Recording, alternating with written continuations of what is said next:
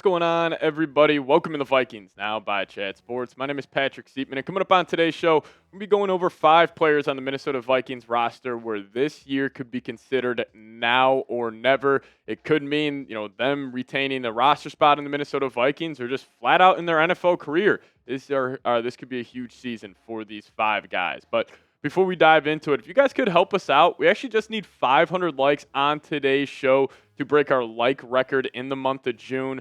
We're actually exactly 498 likes away. So if we could get the 500 on today's show, that would be awesome. It really does help us out here. Free, easy way to support the show.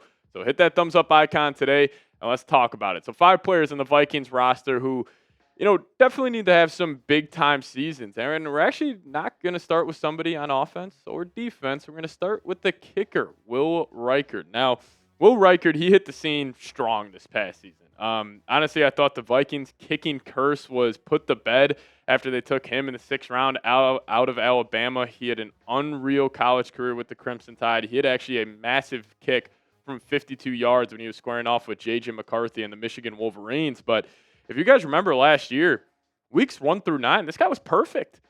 14 of 14 on field goals attempted, and he also made all of his extra points. Like, he was money. But then he did have that quad injury, caused him to miss a couple of weeks, and then John Parker Romo stepped in, and he was pretty solid. But during weeks 14 through 18, he missed 6 kicks, and he definitely didn't look like the same guy. Like, even just the power he had on the kicks, like, the Vikings weren't even really attempting any kicks from 50-plus yards when he was coming back from that injury. But it's still good to know that he was able to knock through the extra points. But I will say with Will Reichard, if he is a disastrous season, I could very well see the Vikings trying to move on from him.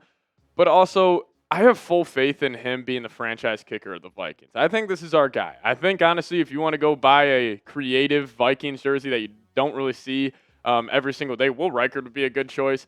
But I think he's going to bounce back. Definitely struggled the tail half last season, but I think that was because of the injury he was dealing with. And plus, John Parker Romo, the Vikings obviously wanted to go back to Reichard. And even though Parker Romo was good when he stepped in, still with Will Reichard having a big leg, that clutch gene, the Vikings are really going to want to lean into him. So I have full faith on him bouncing back.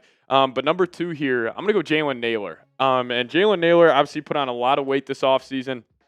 He said he put on about 10 pounds of pure muscle, and, he looked big. He's also rocking number 1 this season. But a big reason why I think this could be a now or never season for Jaylen Naylor is just the guys he has behind him.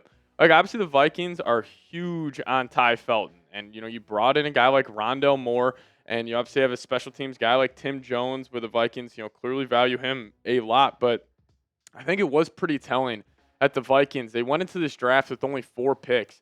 And with their 3rd-round pick, their second-best pick in the draft, they decided to go the wide receiver route.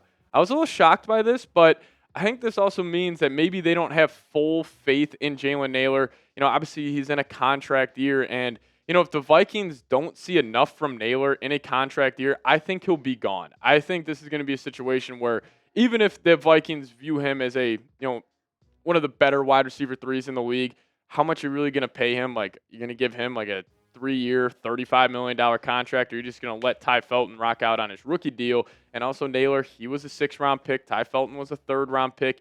You definitely feel more juice when you turn on the tape for Felton compared to Naylor. But also, if I want to take a positive view of this, and Naylor goes out there and, he does what he did last year, finding the end zone 7 times, but maybe goes for like 600-700 yards, and, he looks very impressive, especially that time when Jordan Addison is out due to a suspension, and Naylor fills in very nicely there. Maybe the Vikings decide to bring him back, but I think if I had to call it right now, this is probably the last season for Naylor in the purple and gold. But hey, if you guys disagree with me, let me know your thoughts down below in the comments section. Give me a number 1 for Jaylen Naylor, rocking that number. I almost said Jalen Reker, Vikings legend there. But give me a 1 for Jaylen Naylor, or give me a 13 for Ty Felton. Pick a wide receiver 3 of the future for your Minnesota Vikings. Now, we'll get the 3 more now or never candidates here in a second. But before we do so, I got to tell you about a new product we have here at Vikings Now, and that is Factor Form. Now, start your day right with Daily Greens by Factor Form at factor75.com/VikingsChat to get 40% off plus free shipping on your first order. Now, I've tried green supplements in the past, and I swore I was never going to try them again until I tried Factor Form's Daily Greens. Now, most of us, we dread drinking greens.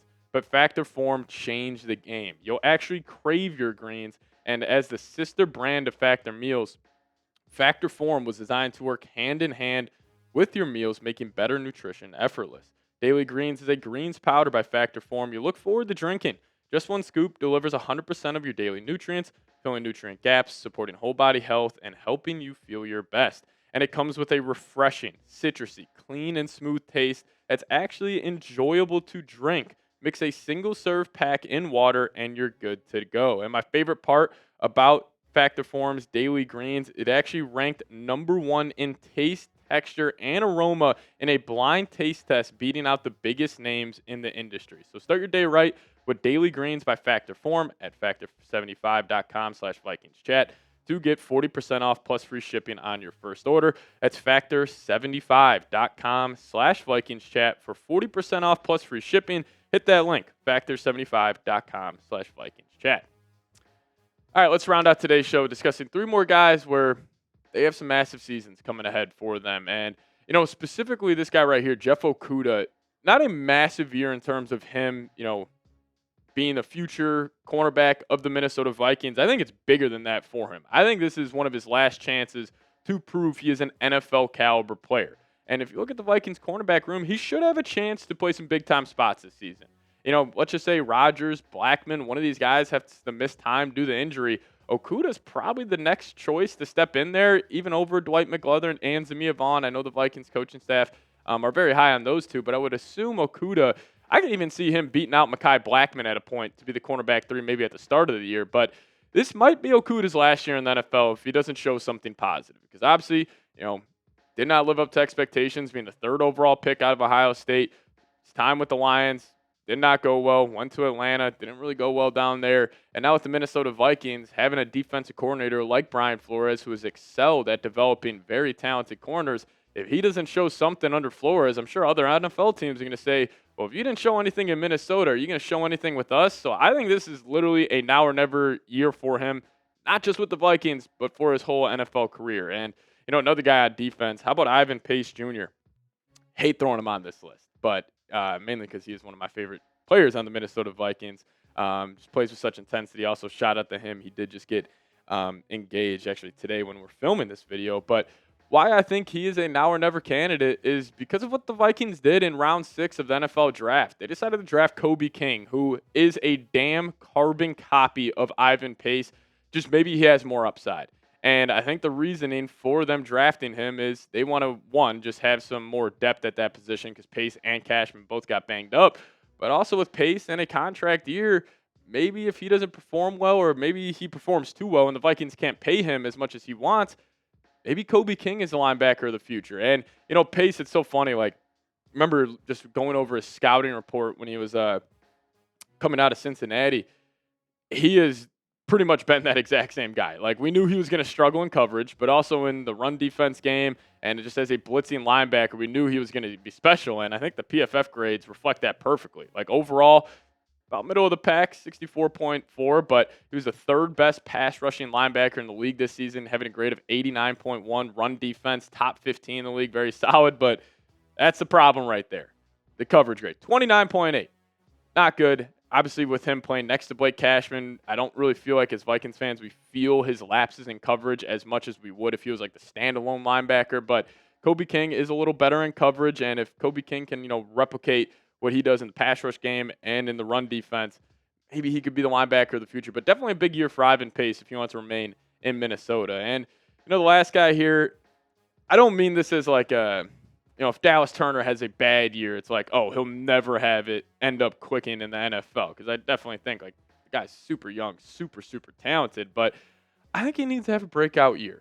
Because the Vikings also, like, you traded a lot of future draft capital to trade up and get this guy. And you gave up a total of 4 draft picks. And clearly they were very high on Dallas Turner. And I fully expect him to have a breakout year. He looks awesome so far during the offseason programs. He's been working his tail off, so I don't have any concerns about this. But let's just say he replicates what he did last year.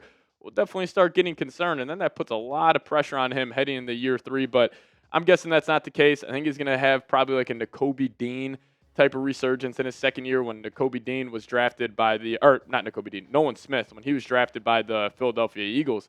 He wasn't really on the field too much year 1, then year 2 this past season. he popped, and he was one of the biggest pieces of that star-studded Eagles defensive line. So I could see the same thing happening for Dallas Turner, but if you guys want to show him some love on today's show, type those 15s, type his jersey number down below in the comments section. And we appreciate all of you guys for watching today's edition of Vikings Now by Chat Sports. See y'all next time. As always, Skol Vikes.